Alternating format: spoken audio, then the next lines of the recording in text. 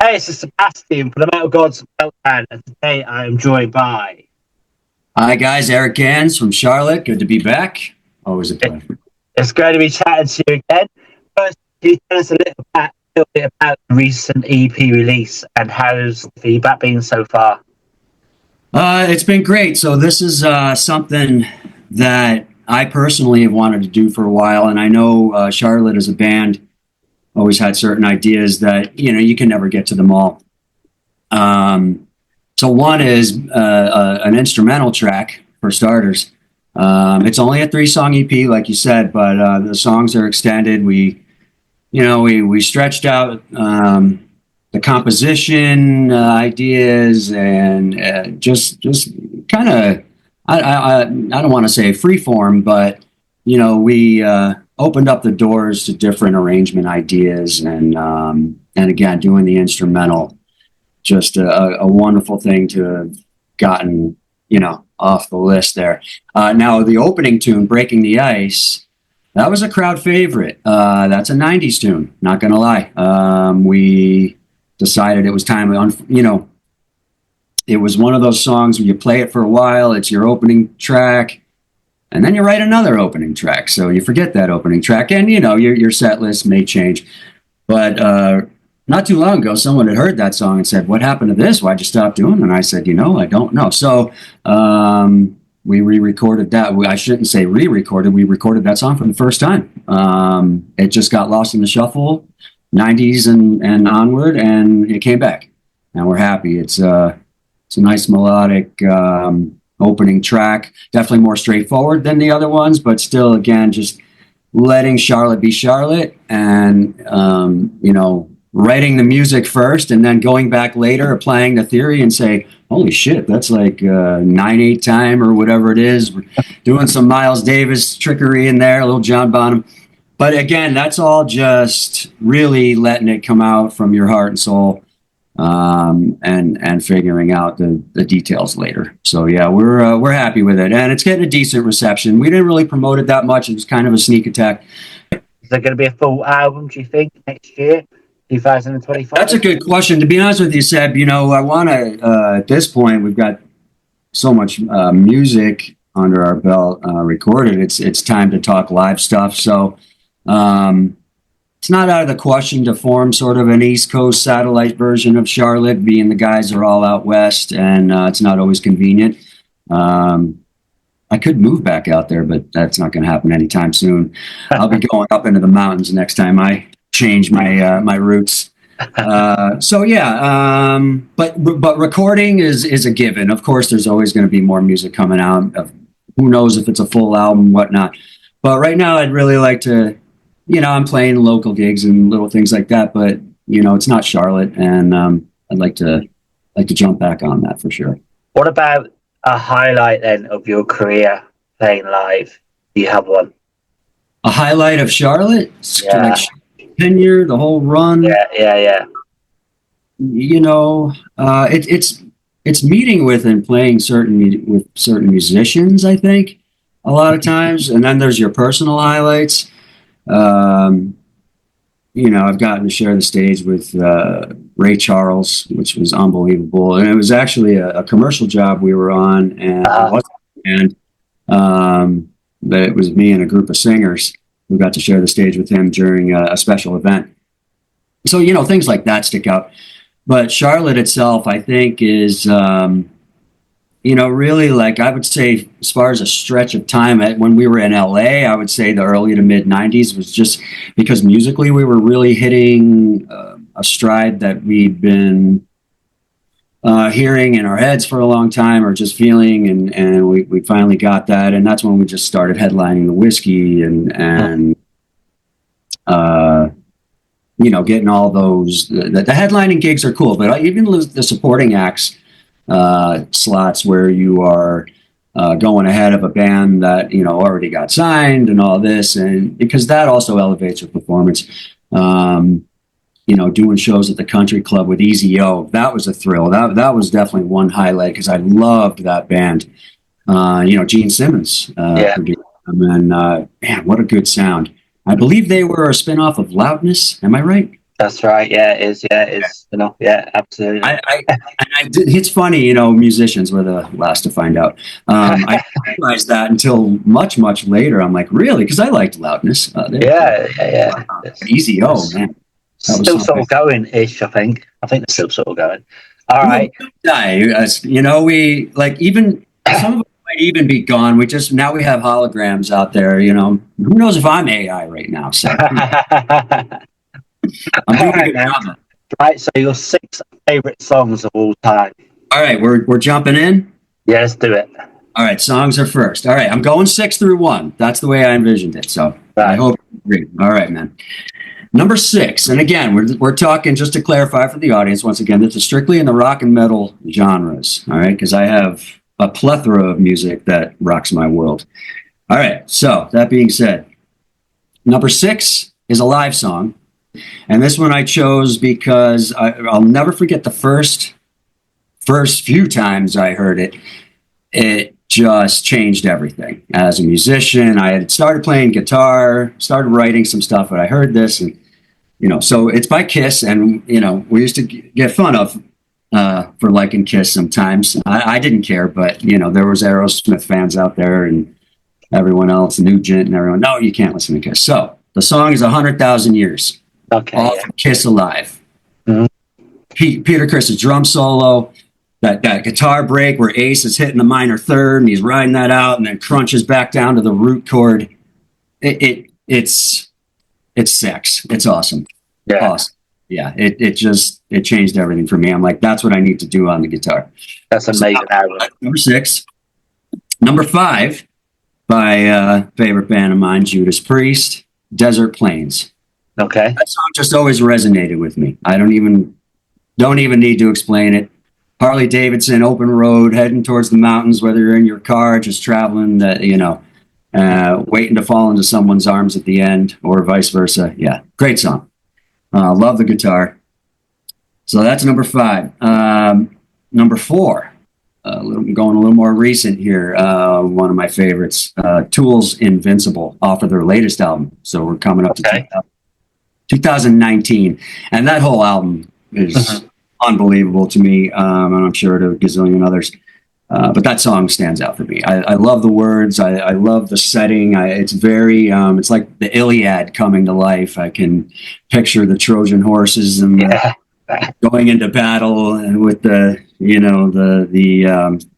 prize waiting on the other side. Everyone's fighting for territory and the woman, just like always. But Invincible, yeah. So that's number 4. Number 3. And this is funny because I almost forgot about this one, and then it hit me. 1 by Metallica. Oh yeah, absolutely. Yeah, classic, isn't it? I love that video as well.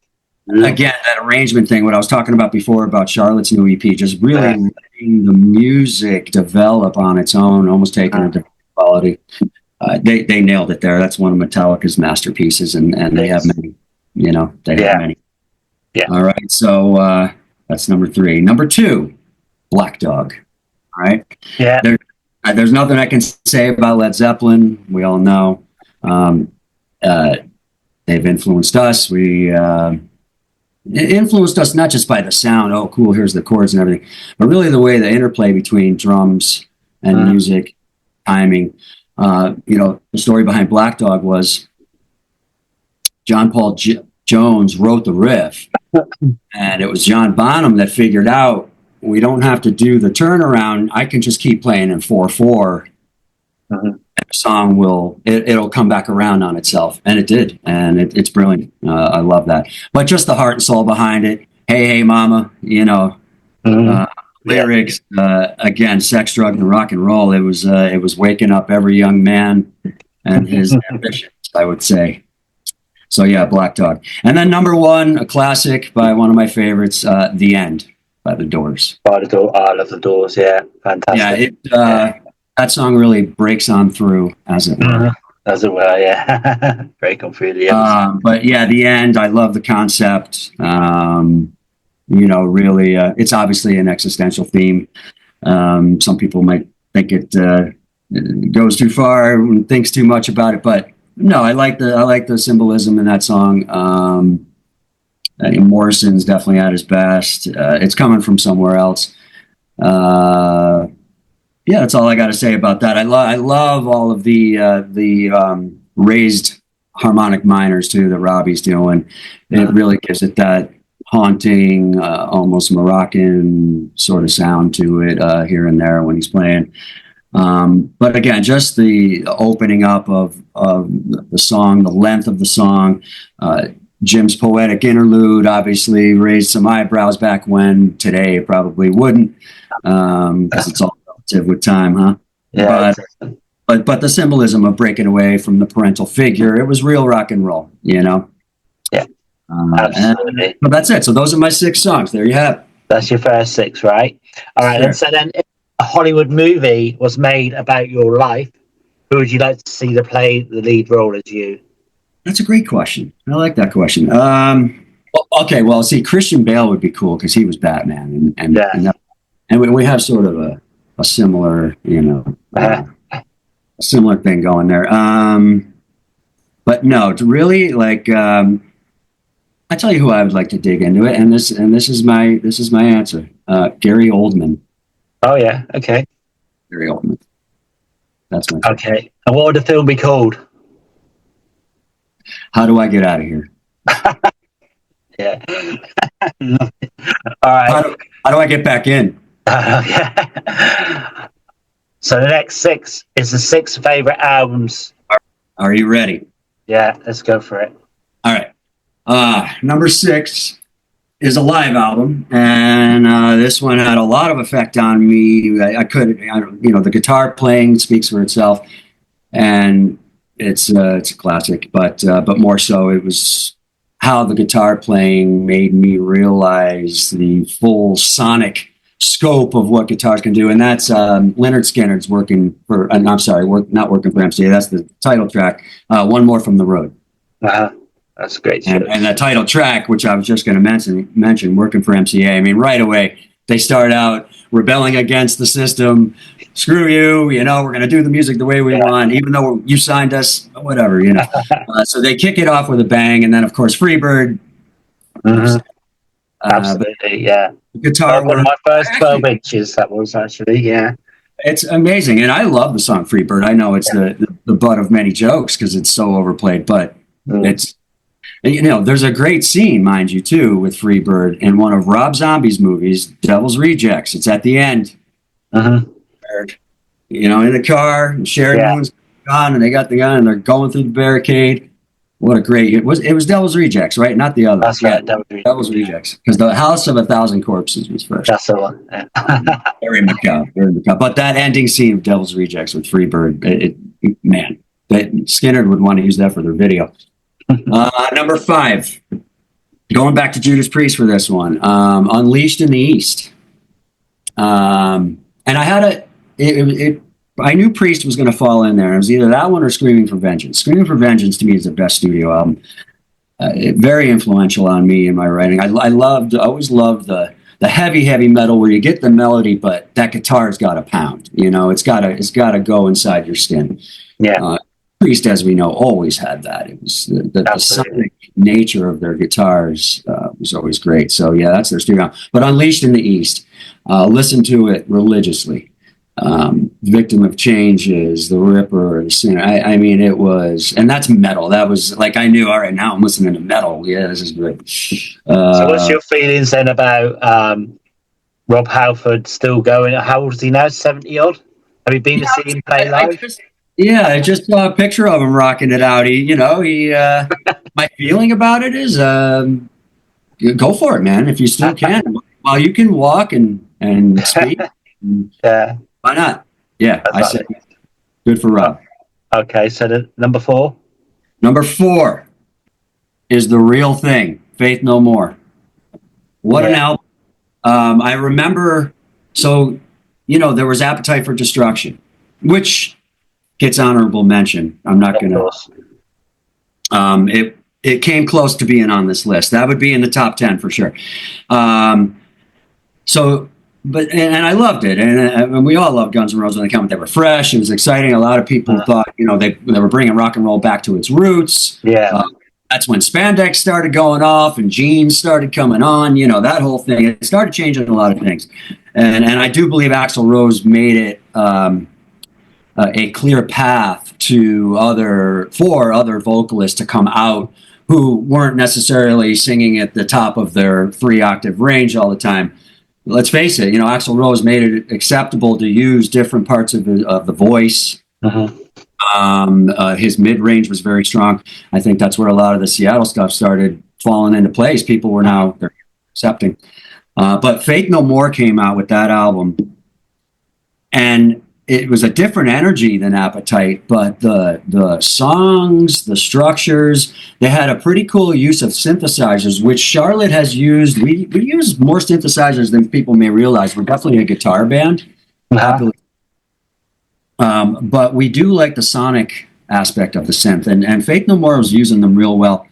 They had a great energy, and I love the progressions. They would intertwine, layers of change within a chord rather than always changing the chord, and that I thought was phenomenal. So yeah, big influence on us. We identify with them a lot. The band did. Charlotte did, that is.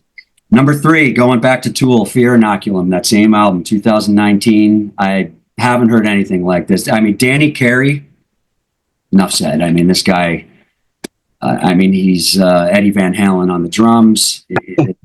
It's unreal. I mean, he could probably play Eruption on the drums. He's so good. Probably that, yeah. He could probably even get the sound somehow.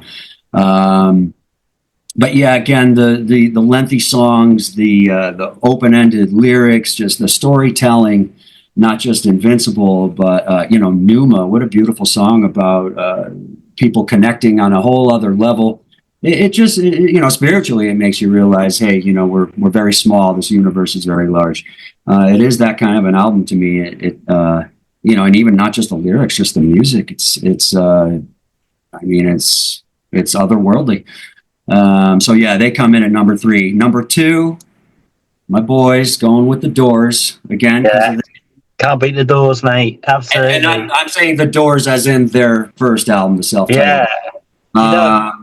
It's like the Doors. I was introduced to them a long time after they finished. I mean, how old were you when you first learned about the Doors?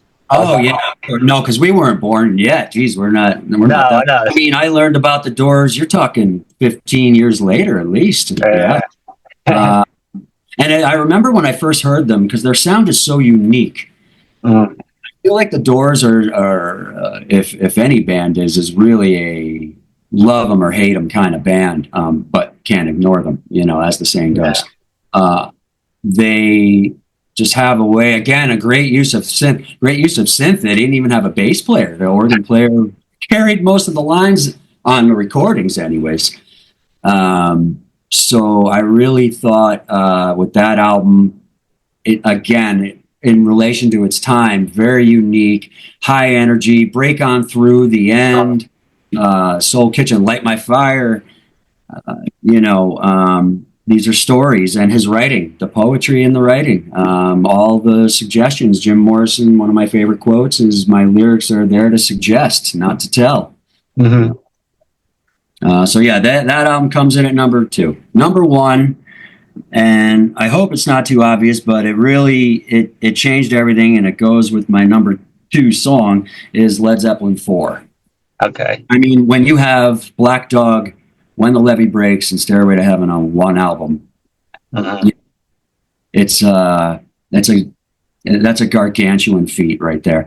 But other than that, like I said, when I first heard Black Dog, literally I was, holy shit.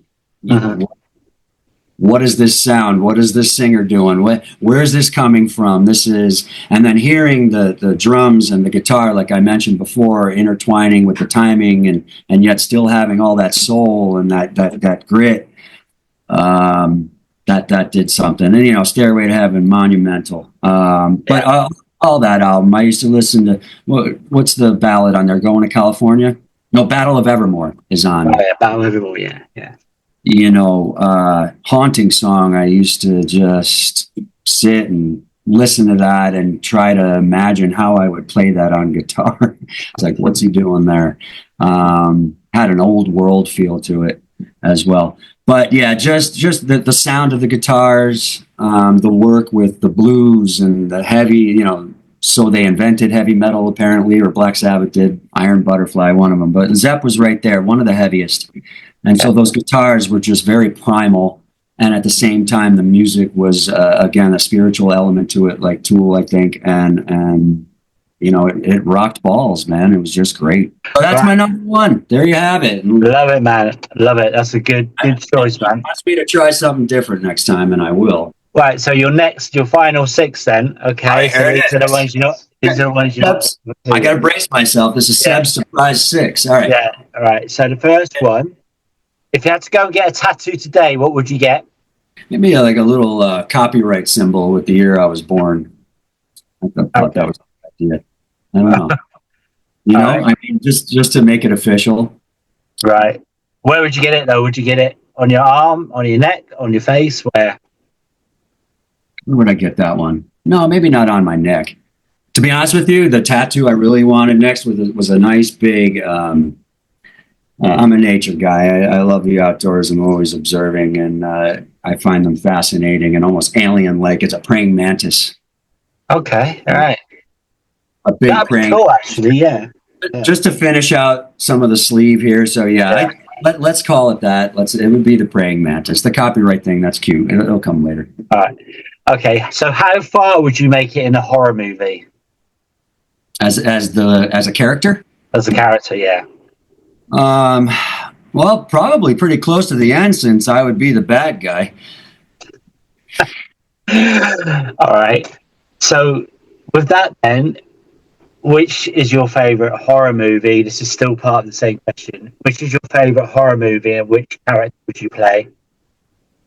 Oh, one of my favorite horror movies, hands down, is John Carpenter's Halloween, the first one. The lack of the use of lighting. There was a very limited budget, and remember, I work in film as well, and I know a thing or two about lighting, and he didn't use much in that movie. I don't think he had to. I don't think they had them. I think they had like maybe a couple of C-stands with a 300 water going down. And, Jamie Curtis there when she was scuffling behind the couch. But yeah, the usage of slow motion. The guy never ran. He was like, he could walk, and you know, the person's running for their life, and somehow he's always 10 feet behind him still. Like, what the hell's going on, man? So that was pretty damn scary, the way he could do that, the boogeyman. It was the minimalist approach to it that I love, because I think those movies, rather than I mean, it had some gore in it, sure, because he wanted to display how brutal this character was. Yeah, just the slow motion and the lack of, you know, constant gore and flashiness. I think it lets the imagination really roll. Yeah, man. Absolutely. Yeah. So Halloween, that's one of my favorites. And I guess I would play Mike Myers. Why not? I think it'd be fun. I know you're a cat lover. And I can talk in that voice and hold a gun, you know? Come on, man. Yeah, so Michael. So yeah, all right, that's my movie. All right, I know you're a cat lover like myself, Ben. How would you react then if your cat started talking human to you? Oh man, that would be awesome. I think first thing we'd do is go get a beer. He would buy. Yeah, no, I would really want to. But you know, think about it. You could get some. You could get some insights that it's like. What's that dog saying over there? You know, like you could kind of see if he had any links into the rest of the animal world. But yeah, I think that would be amazing. I don't know if it would even shock me that much. I feel like he already does talk to me. Same, yeah. It's always good to have a pussy talking to you. Yeah. So I wouldn't call and check myself in. I know that. I would just roll with it. I'd say, all right, so I'm hearing a talking cat. This is cool. That would be a highlight of my life right there. So why would I want to stop that? You know, exactly. I mean, I've got a cat. I've had cats all my life. Bengals, which are absolutely so intelligent. But Dio, my cat, he's just like they don't like being stared at. Apparently, cats do they? But Dio, we'll sit like looking at each other, and they go. It's just like mad, isn't it? They just They're in tune, man. They're in tune. They are. You'd want to find out obviously what they know that you don't know. So you'd have to really dig into their animal intuition. Are they hearing other voices besides human voices? There's another thing. Are they in touch with because a lot of spiritual gurus and experts will tell you that the cat, along with the hawk, I think, have a connection with the spiritual plane. Absolutely. So I'd have some questions, man. I'd have a lot of questions. Same. All right. So what word do you use most often? He heard us, dude. He heard us. She did. He knows. All right, go ahead. What's that? What word? What word do you use most often? What do I use most often? I like this question. I would have to say, I'd have to say totally is a good word. Not totally I don't know if that's the right word that I'm saying. Well, the F word for sure. So we throw that one in. I'm trying to cut that down though. Yeah, same. That's bad habit. No. I mean, I guess if I had to, isn't a word that we all outside of the? I would have to say, I like the word go. I think the word go comes into my vocabulary quite a bit. Yeah, always go. Don't stop. Let's go. Let's go. Let's do that. You ready? Yeah, let's go. Next one. What is the most irrational superstition you have had before you've gone on stage? Oh, wow, that's good too. Most irrational superstition before going on stage? I'll tell you, there were a couple of them. And so here's some things that I used to do. Number one, I really like to get into a zone. I remember we'd have some pre-parties, we'd have a few drinks. I would like to have a drink, but for the most part, I like to keep to myself, kind of like a pitcher in a baseball game getting ready for his start. I think of myself like that. But as far as superstition goes, yeah, that's a good one. My irrational superstition before shows was number one. I had to have my own mic stand. I had mine. First of all, it was lighter. I could spin it easier, and it was the tripod kind instead of the landmine bases there. The other ones had that big steel disc. So I like that. But I bought it for that reason. I acquired my own mic stand for that reason, so I could be comfortable with it. But then it became a thing where, all right, if I don't have that one, like if we forget it or whatever, it's at the studio. Oh shit, the sound is going to go bad, or you know what I mean? Like one of the guitars is gonna bust 6 strings at once. So yeah, I had to have that mic stand, and then to further the OCD irrationality, the mic stand had to face a certain way. Once we started the song, and I think it was where the tripod had to have 2 back and 1 out. So yeah, those were my irrational superstitions. I had to have my own mic stand, and it had to be facing the right way. And that was, but these things you hear about these things from athletes. They have all these quirks. Yeah. And I think it's more so not as much superstition as it is getting everything in the right place. But you can't get too hung up on that shit. So yeah, and that's why it's irrational. Right, the final one then. If you had the option to press a button and restart your musical career, would you press it? Maybe like 10 minutes of it where I was in that one meeting. No, that's a tough question, Seb, because you open up all kinds of Back to the Future doors with that one. Yeah. No, because you know why? It happened the way it did, and what if you restart it? Now, is it with the assumption that you know everything that you learned, or are you really restarting? Just restarting the whole journey again. No. I think that's like an interesting question. It's like if you could restart your life, would you? You know what I mean? It's that sort of deep. It's a deep final up. Right. And it falls in line because you feel like, all right, some things could be a lot better, but hey, the fence, grass is greener, because it could also be a hell of a lot worse. And that's the thing. So, and that is the obvious answer, but my answer is no. If you could do a cover of a Christmas song, which one would it be and why? Oh, I already know this. It's "Oh Holy Night." Okay. All right. I would even do. That's not even something that I mean, that's something I would actually consider doing for real. I would make it really symphonic and heavy, and it's got that haunting pre-chorus, about everyone falling down on their knees there and just feeling that power come down. But yeah, religious or not, it's got a sound, it's got a haunting melody, and I could do a lot with that. That's the one.